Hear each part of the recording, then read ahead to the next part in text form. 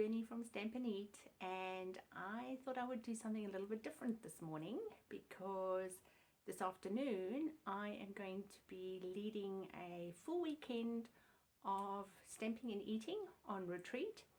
So instead of making a card when I'm actually going to be doing a lot of cards this weekend, I just wanted to give myself a little bit of a break.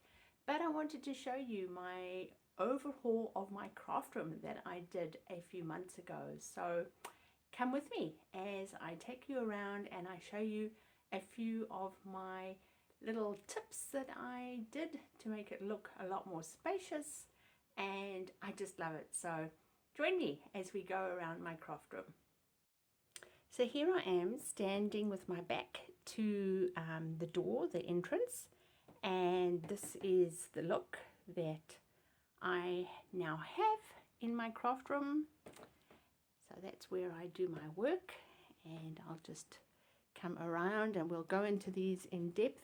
So it's early morning. I have to video this a lot earlier than what I normally do because we're busy. Have a look. Can you see the scaffolding out there? We're busy with huge work on our exterior. We had our roof replaced. They finished that yesterday, and today they start with painting. So let's start on this side. So I decided that I wanted to tidy my whole look. I had a lot, and you can go back to my video in December. I had a lot of little individual tables and things that I had collected over the years, and I just walked into my craft room one morning and I felt incredibly claustrophobic. Interestingly, because I've been working in this space for years, but this one particular day I just walked in here and I could hardly breathe. I was like, this place is just making me feel stifled. So I did a bit of research. That was the idea of it actually was given to me by Sharon from Extreme Laser Graphics. And she mentioned that she makes these 12 by 12 designer series or cardstock papers that fit into the storage cubes that are available in Bunnings, New Zealand. And so she passed that comment to me back in March, and I didn't think anything of it. And then this day when I got all claustrophobic, I went online and saw these storage units. So it's flat pack, and you can buy them in different dimensions. So I bought mine in 4s.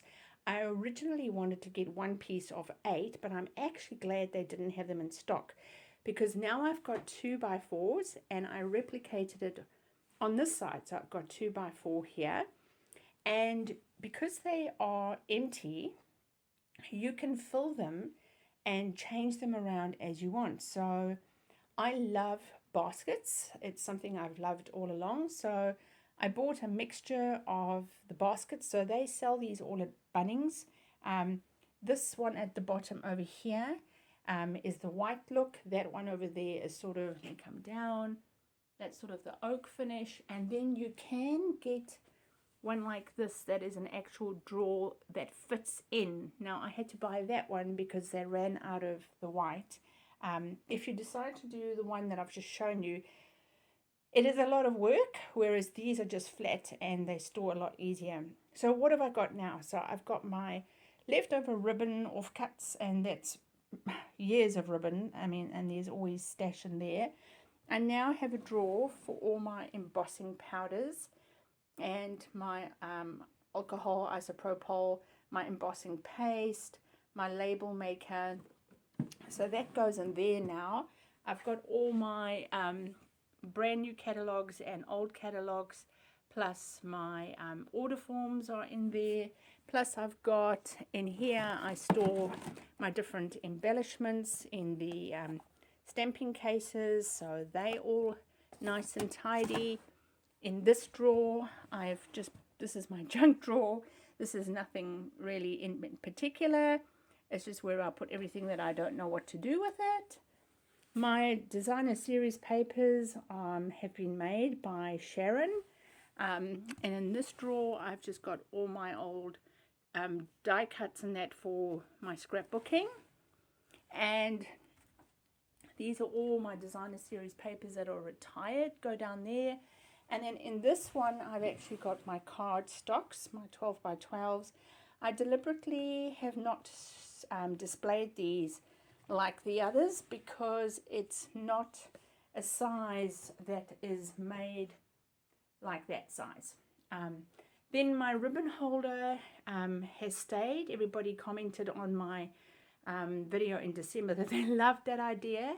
But look at that beautiful look. If I go back, I've now got my catalogs were on display anyway, but I've got my cards that are special to me on display.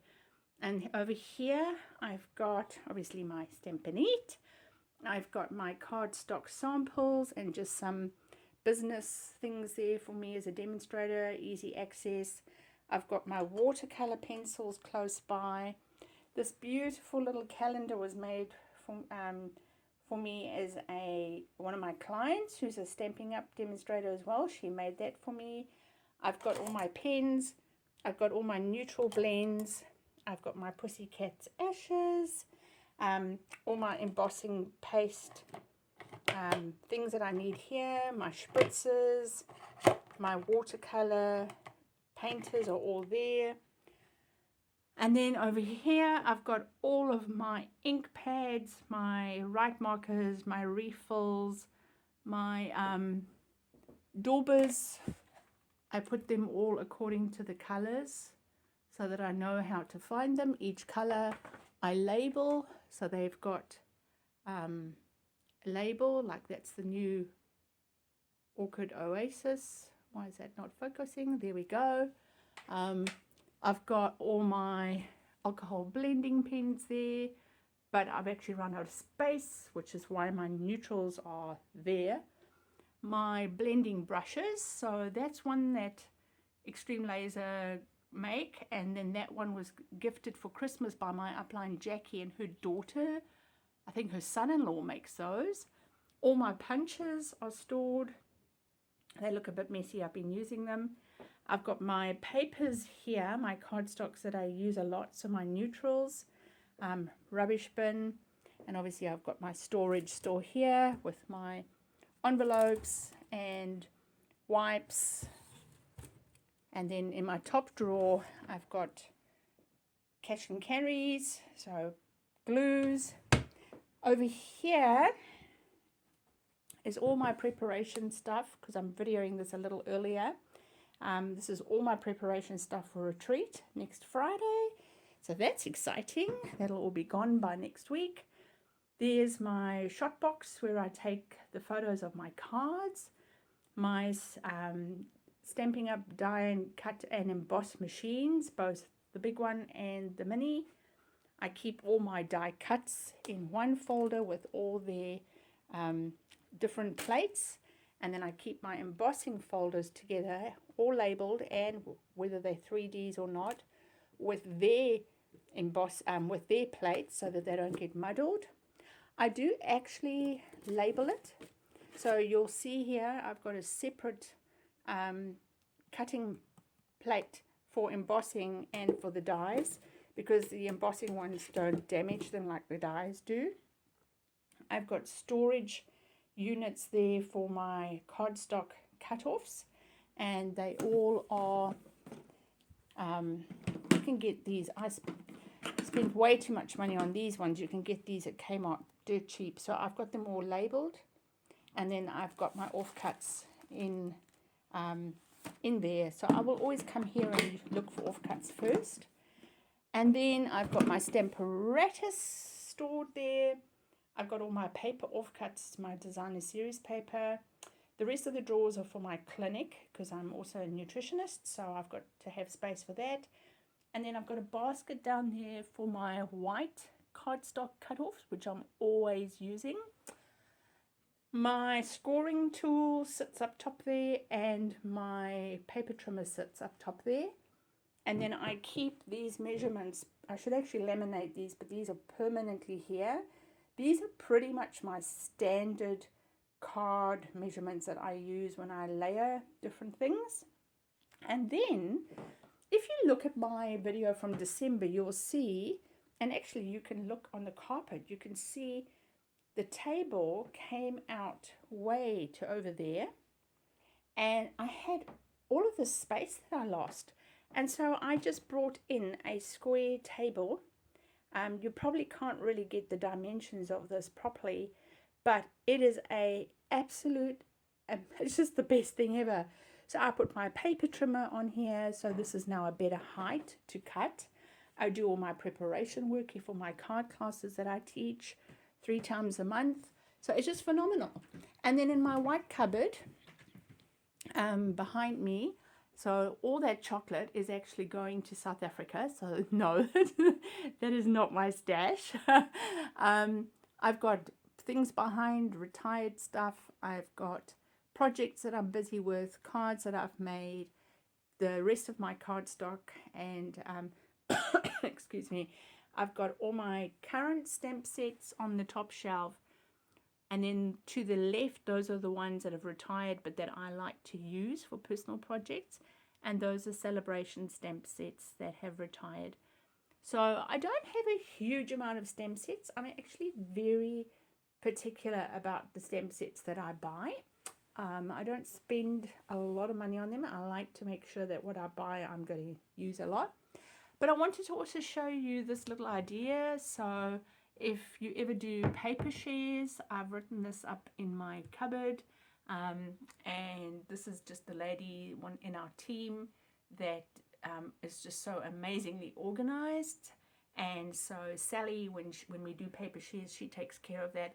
And then she sends us the details. So that's just so easy for me when I'm referring to them. Then I know what colors they work with. So brilliant idea. And then of course I can just remove that once they retire. So there you have my, well, I think my beautiful craft room. I love coming in here now. I'm always using those flowers. I'm not a big fan of artificial flowers, but they can do, and I'm always using them as backing things for my photos when I take them in my Photoshop. So I hope you're inspired by what you've seen. All the things that I use in my craft room, none of them, I don't get an affiliation fee or anything like that. This is just purely me showing you what I've done in my craft room and that you can be inspired. So Bunnings, New Zealand, the storage cubes is what I did over there. So if you like the look, you can customize it to what you want to do. So that's me. So next time we catch up, I will have a card for you. But until we meet again, remember, stamp, eat, sleep, repeat.